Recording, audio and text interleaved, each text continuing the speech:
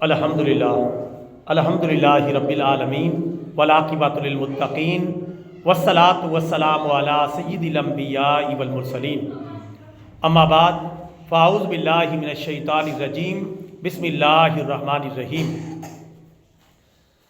برادران اسلام، حدیث شریف کی سب سے معتبر کتاب صحیح بخاری کی حدیث شریف نمبر 2766 کے مطابق پیارے رسول اللہ صلی اللہ علیہ وسلم نے ارشاد فرمایا، صحابہ کرام کا مجمع ہے، آپ صلی اللہ علیہ وسلم نے فرمایا، اے میرے صحابہ، 7 ہلاکت خیز چیزوں سے بچو۔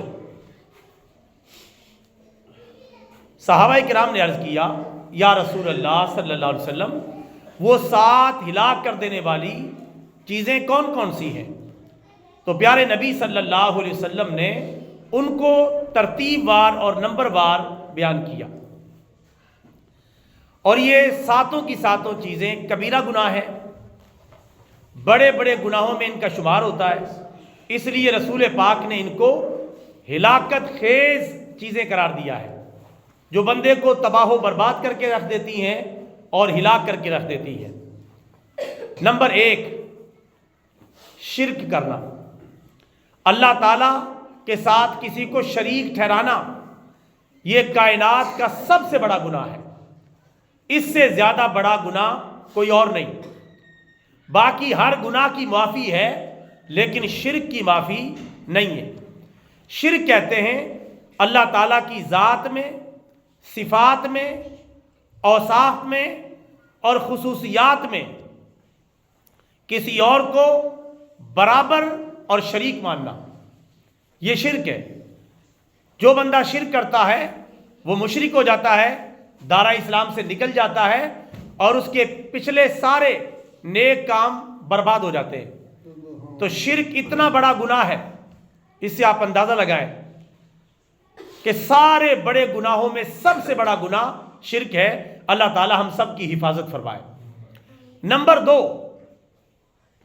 پیارے نبی صلی اللہ علیہ وسلم نے جو دوسرا بڑا گناہ بیان فرمایا وہ ہے جادو کرنا۔ جادو کرنا یا کروانا یہ کبیرہ گناہ ہے۔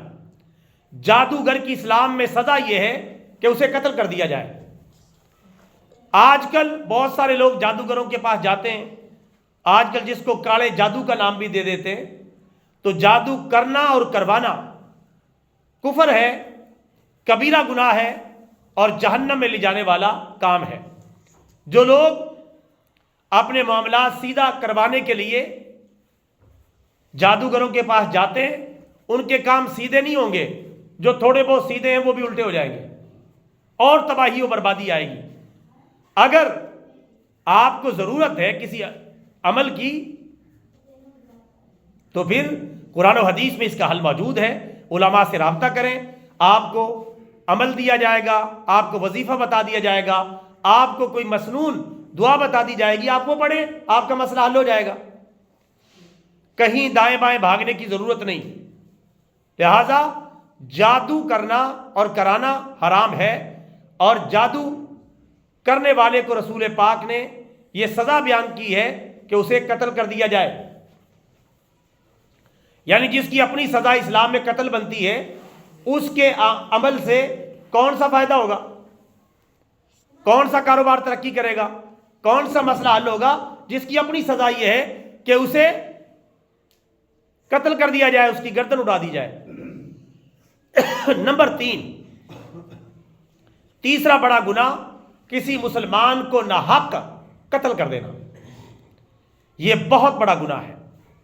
کسی مسلمان کو قتل کرنا، اللہ قرآن پاک میں فرماتا ہے، جو کسی مسلمان کو جان بوجھ کر قتل کرے گا اس پر اللہ کا غضب ٹوٹ پڑا، اس پر اللہ کی لعنت ہے، اور اللہ تعالیٰ نے اس کو ذلیل کرنے کے لیے دوزخ کا عذاب تیار کر رکھا ہے۔ اتنا بڑا گناہ ہے کسی مسلمان جو بے گناہ ہے اسے جان بوجھ کر قتل کر دینا۔ حضرت عمر فرمایا کرتے تھے، اگر ایک مسلمان جس کا قتل ناحق کیا جائے، ساری دنیا بھی اس کے قتل میں ملوث ہو، تو میں ساری دنیا کو بھی قتل کروں گا۔ اتنا بڑا گناہ ہے کسی مسلمان کو ناحق قتل کرنا کبیرہ گناہ ہے۔ نمبر 4، سود کھانا، سود کا لین دین کرنا کبیرہ گناہ ہے۔ سود کھانا بڑے بڑے گناہوں کی فہرست میں شامل ہے، چاہے وہ لکی کمیٹیوں کی شکل میں ہو، چاہے وہ غیر اسلامی بینکوں کے پرافٹ کی شکل میں ہو، چاہے وہ بچت سکیموں کی شکل میں ہو، چاہے وہ انعامی بانڈز کی شکل میں ہو، اور چاہے وہ دیگر ذرائع سے نقد پیسے تھوڑے دے کر زیادہ لینے کی شکل میں ہو، یا بولی والی کمیٹیوں کی شکل میں ہو، یا کوئی اور نئی شکل ہو۔ سود کا لین دین بالکل حرام ہے۔ رسول پاک نے سود کے حوالے سے 4 افراد پر لعنت کی ہے۔ نمبر 1، سود لینے والا۔ نمبر 2، سود دینے والا، یعنی سود کھانے والا اور کھلانے والا، دونوں پر اللہ کی لعنت ہے۔ سود کا اسٹامپ لکھنے والا، دستاویزات لکھنے والا، جو لکھنے والا منشی ہے یا اسٹامپ فروش ہے، جو سود کے دستاویزات کو لکھتا ہے، اسٹامپ لکھتا ہے اور اس کا پکا معاہدہ کرواتا ہے، اس پر بھی اللہ کی لعنت ہے۔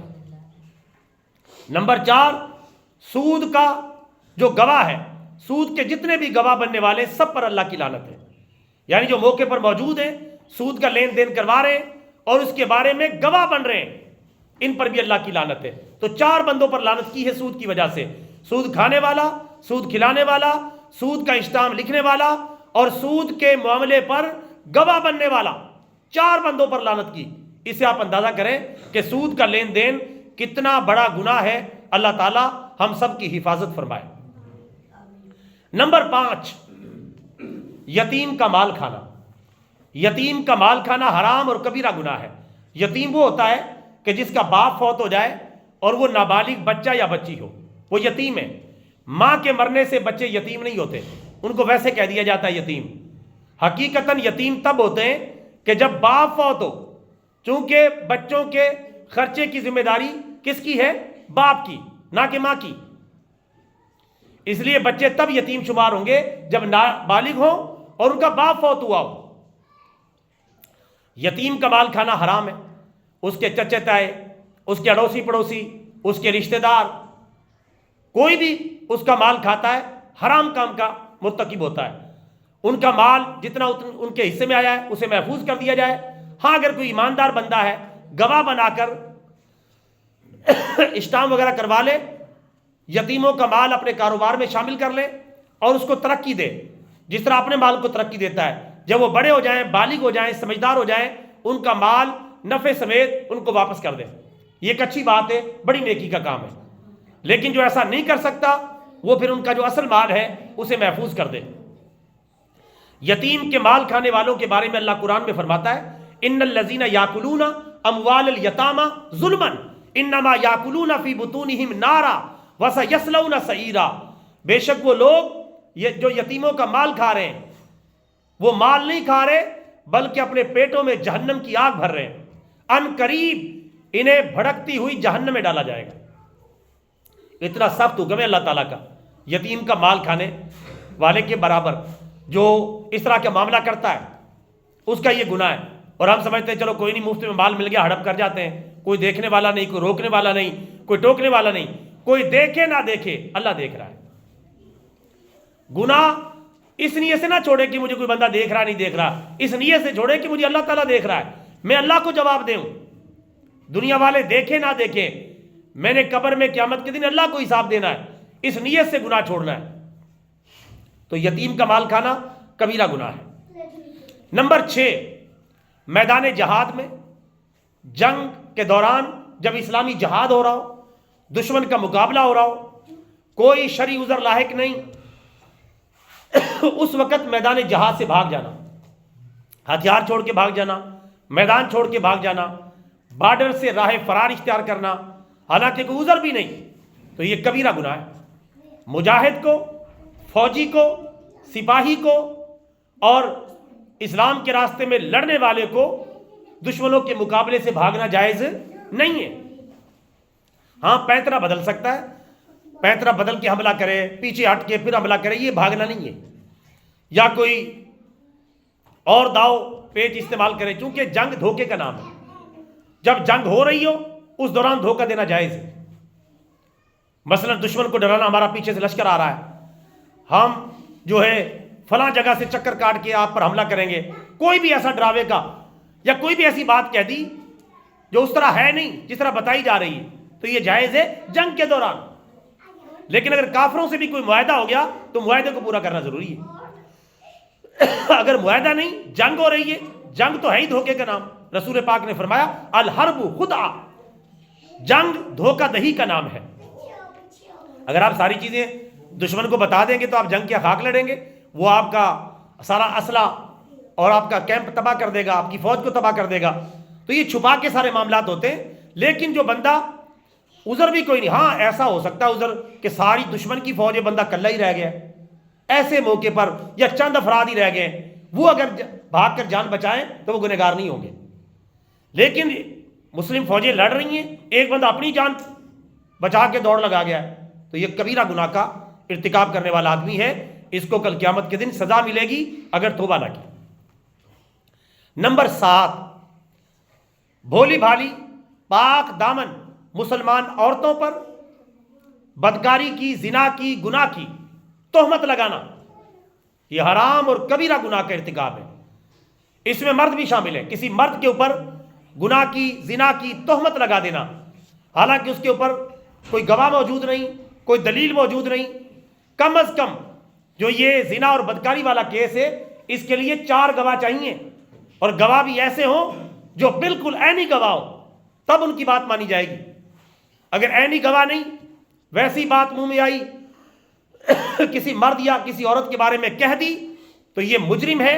اس بندے سے گواہ مانگے جائیں گے، اور اسلامی حکومت یا علاقے کا SHO، جو کوئی خود بندے کا پتر ہو، SHO اسلام پہ چلنے والا ہو، شریعت پہ چلنے والا ہو، اس بندے کو 80 کوڑے مارے گا جس نے کسی مسلمان عورت پر یا کسی مسلمان مرد پر تہمت لگائی. تہمت لگانا اتنا بڑا گناہ ہے. تو ہم آج کل اللہ معاف فرمائے سارا دن میڈیا دیکھتے ہیں، اور میڈیا میں یہی اوٹ پٹانگ باتیں دیکھتے ہیں، اور پھر اب جس کے بارے میں جو مرضی منہ سے آتا ہے نکال دیتے ہیں. فلانا ایسا ہے، فلانا ایسی ہے، وہ ایسا ہے، وہ ویسی ہے، اور اسے بدنام کرتے ہیں. یہ بالکل حرام اور کبیرہ گناہ کے ارتکاب ہے. آپ اپنے کام سے کام رکھیں، اپنی فکر کریں، اپنی فیملی کی فکر کریں. ہاں اگر کچھ آپ کو ایسا ویسا محسوس ہوا ہے تو اس کی تحقیق کر لیں، اچھے طریقے سے پرسنل سمجھا دیں. لوگوں میں نہ پھیلاتے پھریں کہ برائی کو پروموٹ کریں، آپ لوگوں میں عام کریں اس بات کو، اور حالانکہ آپ کے پاس کوئی ثبوت موجود نہیں. تو یہ بھی میرے بھائیوں کبیرہ گناہ کا ارتکاب ہے. تو یہ 7 گناہ ہیں جو رسول پاک نے بیان کیے ہیں، جو ہلاک کرنے والے اور تباہ و برباد کر دینے والے گناہ ہیں. میں نے 7 کے 7 آپ کی خدمت میں پیش کر دیے. صحیح بخاری کی حدیث شریف نمبر 2766 میں یہ فرمان عالی شان موجود ہے. میں جلدی سے دوبارہ دہرا دیتا ہوں، جن بھائیوں نے نہیں سنے ان گناہوں کی فہرست کو دوبارہ دیکھ لیں. یہ 7 گناہ ہیں. نمبر 1 شرک کرنا، نمبر 2 جادو کرنا، نمبر 3 کسی مسلمان کو ناحق قتل کرنا، نمبر 4 جادو کرنا یا سود کھانا. سود کھانا چوتھے نمبر پر ہے. سود کھانا 4 گناہ ہو گئے. نمبر 5 یتیم کا مال کھانا. نمبر 6 میدان جہاد سے بھاگ جانا، لڑائی چھوڑ دینا. اور نمبر 7 کسی مسلمان مرد یا عورت کے اوپر بدکاری کی تہمت لگانا جبکہ اس کے پاس کوئی دلیل اور ثبوت موجود نہیں. تو یہ بھی کبیرہ گناہ کا ارتکاب ہے. رسول پاک نے ان کو ہلاک کر دینے والے گناہ قرار دیا ہے. لہٰذا میرے بھائیوں ہم سب کو چاہیے اپنے آپ کو ان گناہوں سے بچائیں، اپنی فیملی کو بچائیں، اور دنیا و آخرت کی کامیابی حاصل کریں. اللہ تعالیٰ سے دعا ہے اللہ تعالیٰ ہم سب کی ان گناہوں سے حفاظت فرمائے. آمین. وما علینا الا البلاغ المبین.